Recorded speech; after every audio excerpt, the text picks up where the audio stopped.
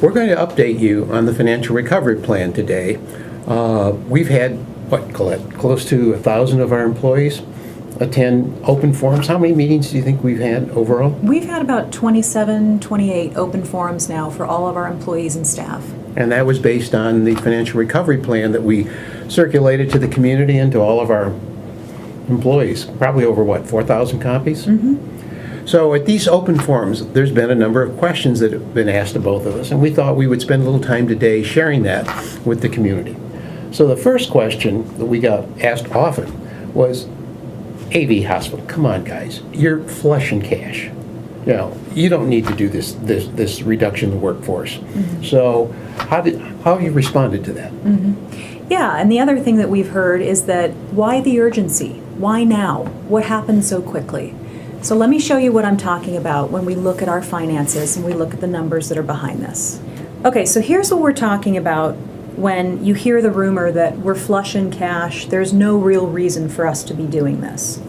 If you remember back to our first video and also the information in the packet that we delivered, our profit and loss off operations every year is a loss of approximately $30 to $35 million. So we're losing money off of operations, and what I say in the open forums is that's, if you think about your own personal finances, that's the equivalent of writing a check on your bank account that you don't have the cash to cover.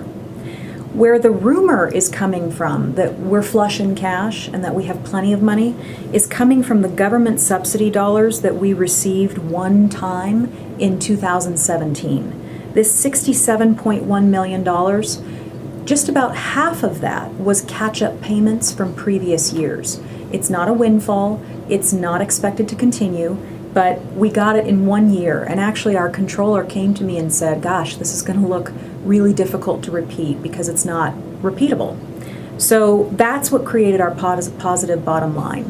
But if you look at a more typical year, 2016 for example, we lost $31 million off operations. We took in a more typical $37 million in government subsidy dollars, and our bottom line was $2.4 million. That's what we're talking about. That's the issue that we have to address. We're on the razor's edge, even with the government subsidy dollars included. And the $2.4 million bottom line does not provide us the level of funding that we need. Where do raises come from in that amount? Where does funding the pension come from in that amount? Just as an example, our pension liability is $317.6 million, and our net position is only $178 million. We're 56% funded. We've got to put in another $170 million in that pension in order to get it fully funded. Where does that money come from when you've only got a $2 million bottom line? It would take us 300 years to fund the pension. That's what we're talking about. That's what the urgency is about on this. Furthermore, the future of government subsidy dollars is really uncertain. One of the programs that we participate in is PRIME. PRIME is a quality initiative, and we get anywhere between $9 and $12 million out of PRIME. But it was only ever going to be a 5-year program. That's it. There was a start and a finish date.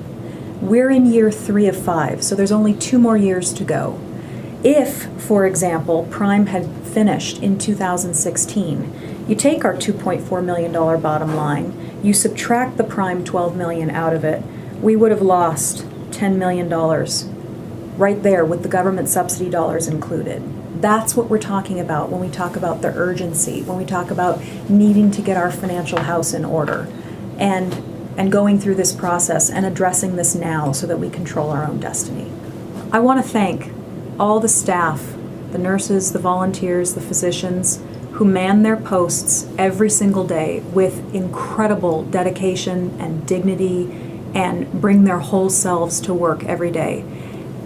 This, for me, here has been and continues to be the biggest honor and privilege of my life, to stand shoulder to shoulder with you and serve this community. I love this community just as much as you do. And to see the collaboration, to see the dedication, to see the perseverance that our employees bring to their jobs every single day and what they've told us through these open forums is truly inspiring. And so as we move forward, We're going to move forward as a team. We're going to move forward in the values that we have been talking about this whole time, which are teamwork, cooperation, mutual respect, honesty, integrity. That's what we're about. That's what we can do. And we are charting a new course for Antelope Valley Hospital. And I believe that this community has tasked us with ensuring that the future of healthcare in the Antelope Valley is delivered by us in a stable and a meaningful way. And that's the path that we're on here. There's no higher calling. There's no bigger privilege or honor for me. And I just wanted to take the moment to express my thanks, my gratitude, my appreciation, and the incredible privilege that I feel to work with each one of you here every single day. We will get there, we will do this, and we will make it through this if we keep ourselves together and we show our first loyalty to the values that we have all been espousing for the last 16 months. For me, I feel fortunate and so blessed to be able to be the CEO of this hospital at this time. The path that we're on, the work that we're doing, the energy that exists in this hospital and the community validates we're doing the right thing. And there is no higher calling than to be able to come to work every day and make a difference in terms of how we deliver healthcare to this community.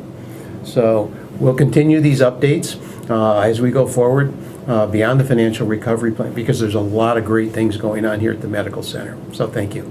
Thanks, guys.